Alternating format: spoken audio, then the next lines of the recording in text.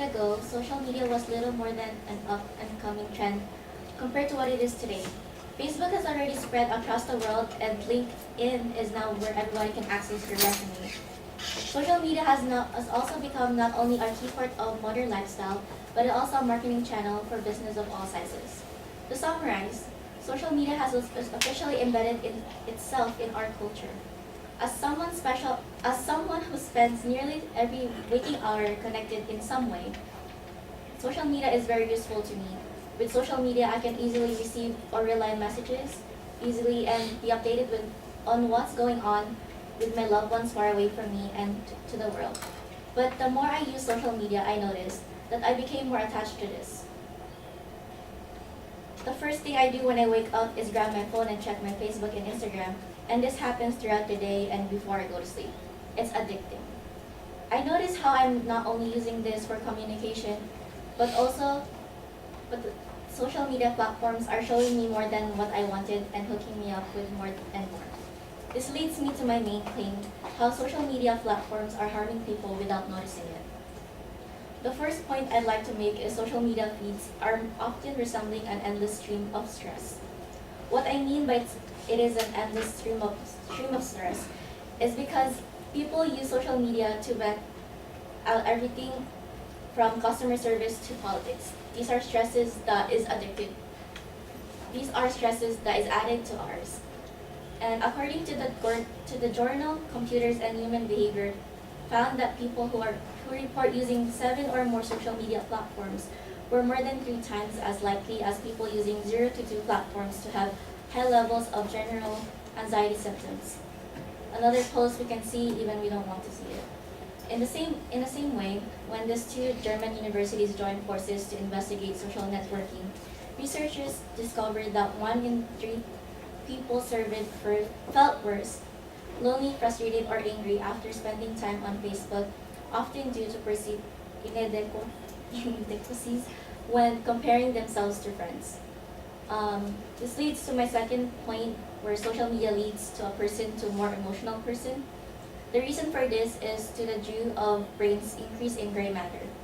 Gray matter is in the right superior temporal sulcus, the middle temporal gyrus, and the cortex, which are the parts of the brain responsible for social perception, recognizing faces, and memory. Increases of gray matter may imbalance your brain, and especially with the use of Facebook and Instagram where everybody posts pictures, too much faces to be seen is actually harming you. And this leads to my last point is social media increases personal insecurities. There's this fear of missing out, also known as FOMO. This social anxiety characterized by a desire to stay continually connected with what others are doing. But going to social media, we see people's highlight, then sees their life better than ours. We tend to make comparisons about people's life than what we have, questioning our self-worth, which makes a person even stressed out. Here I conclude, we are so connected with one another through our Twitter streams, Instagram updates, and Foursquare check-ins, and through our Facebook and LinkedIn IDs updates, that we can't just be alone anymore. But what is actually going on is we became more attached to the social media and not through the actual person, and these platforms are introducing us to many mental illnesses such as stress and emotional instability that we are actually harming us. Thank you.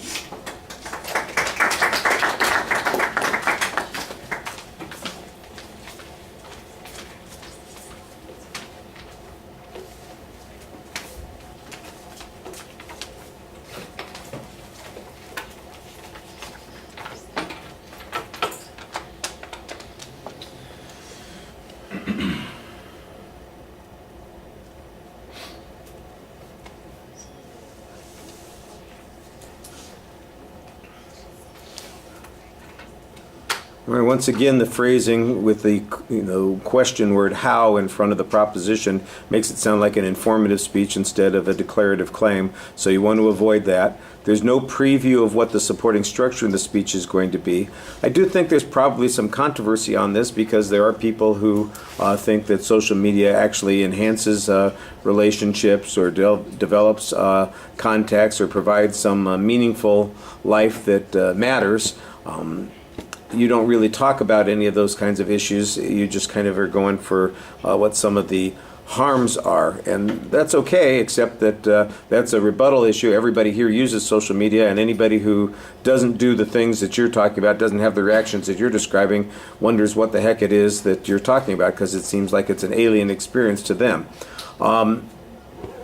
The first point, talking about it being an endless stream of stress, I didn't really hear any evidence on this particular point. I heard your assertion. I heard how customer service might use this or political issues come up, and I certainly see some of those things that are problematic based on my own experience, but when you say endless stream of stress, I mostly scroll past anything that is problematic like that, so why is this so stressful to people? This is one of those places where my reservation is likely to undermine your argument because you don't really have any evidence on that particular argument. And the second point concerns the way people are going to be affected emotionally. And you get into this discussion of gray matter, which is a bunch of physiology, which doesn't really seem to be very clearly connected to the use of social media. So I assume that there's some kind of proof that you have in this study that suggests that the more frequently people use the social media, the more problems they develop. There was one study that you mentioned that said if you use 7 or more social media, you're 3 times more likely to have some anxiety. That was actually on the first point. That seems like it would be relevant to this second point rather than using it on the first point. And then the idea of personal insecurity, that people do these sorts of social comparison and there's a potential negative consequence there. Okay, well, I understand the theory, and I think that that's probably true. What's unique about social media in comparison to anything else? People do the same sort of thing when they're driving down the street and they see what a crappy car they're driving and the nice cars that everybody else is driving, or they sit in a classroom and see how fashionable everybody else is and how unfashionable they are. Or they check out your haircut and they say, oh my gosh, at least I don't look like that. So I'm not exactly sure what's unique about the social media. Why is it more stringent or harmful or important than anything else? There's a severe shortage of evidence and proof on these points also. I got a lot of assertions and claims, but not a lot of proof demonstrating that any of those things are true. I kind of understand the theory that you're talking about, but there's no documentation that people, there's no research that suggests people are less happy because they are online, that people on social media are less satisfied with their lives than people who aren't using social media. This idea about the gray matter being affected, that's on your second point, that's pretty darn speculative. And I think that you're going to need more proof on that in order to be convincing on that particular point. On the delivery, I can hear you the whole time, but boy, does it really feel like you're reading to us. You don't engage us at all. You've got a laser-like focus on the page in front of you, and I feel a little bit detached as a consequence. And if you want to enhance your ethos with the audience, you have to engage them more. All right, thank you.